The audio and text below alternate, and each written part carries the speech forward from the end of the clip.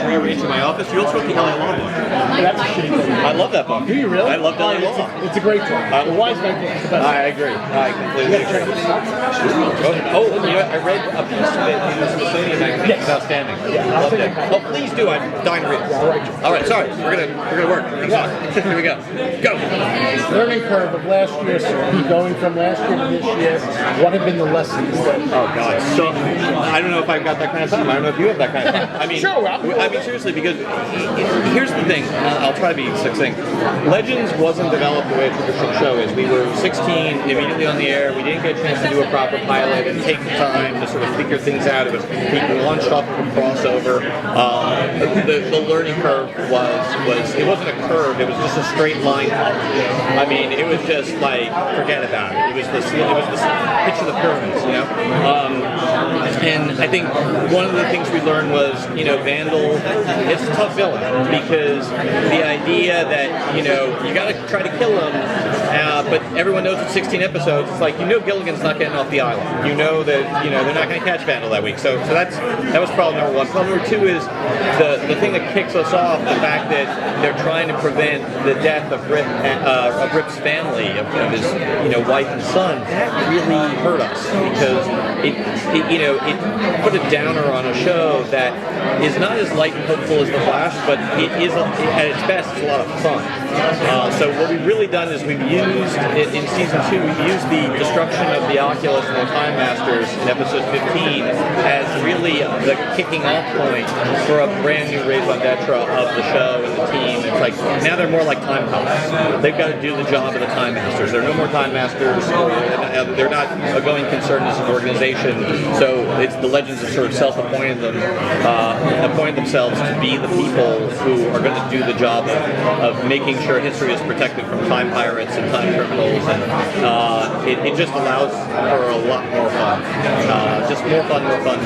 Does this mean there's more kind of case of the week stuff and more villains? Yeah, I think the feel of it will be something very similar to what we've done on Arrow and what they do on Flash, which is, you know, a big bad sort of essential mythology for the season, but more standalone kind of episode. And it's 23 episodes this time.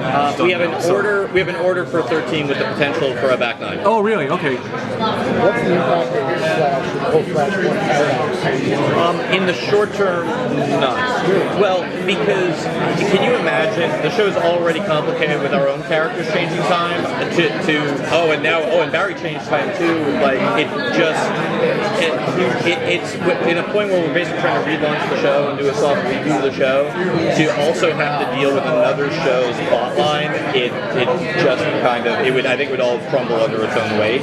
You're gonna get a connection with Flash later on in the season, but it'll be different from like we start off season 2 and everything's changed because of Flash. And Arrow will be back.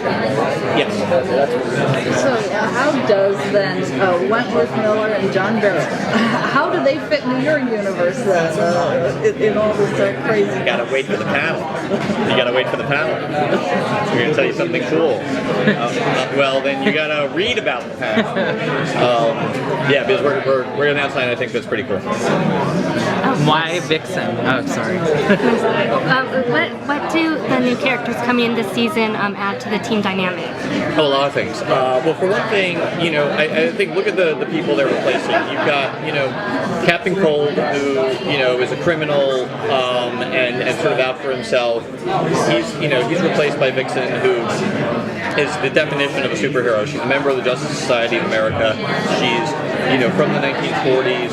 Everything is prim and proper, not stuck up, but like she does things right. And you have this team that doesn't do things right. They're a bunch of fuck-ups. So she's an interesting counterpoint. And then with Nick Zano's character, Nate Haywood, we're doing something that we didn't have a chance to do last year, which is we wanted to introduce a character who didn't have superpowers, who could develop superpowers over the course of the season and sort of tell a secret origin story in the body of this team of superheroes, plus which the character is a historian, and that's a very helpful thing, it turns out, to have time travel show.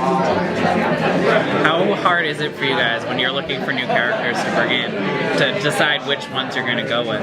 You know, not that hard. I gotta say, surprisingly easy. Like we knew we wanted to have Vixen on the show. Like that was a given. That was very simple. With respect to Nate's character, it was like we bandied about a couple different names, but we settled on his pretty quickly. So you know, it's not that hard. Not that hard. Usually we have a strong sense as to what we want to do. Yeah. And we talked to DC and they're cool with it. We just go with it. You know, I mean, look, if it was like bringing in Green Lantern, that'd be a different conversation. Right. But you know, it generally speaking hasn't been hard. Could you ever see a fifth show in the DCCW? Oh, I'm sure there will be. I would not surprise me in the least. There's 5 nights. Would not surprise me in the least. So being a Superman guy, and Superman has joined this universe, is there any shot that you guys would incorporate him in something? Superman? That's a great question. Honestly, that is a way above my pay grade question. Oh yes. What?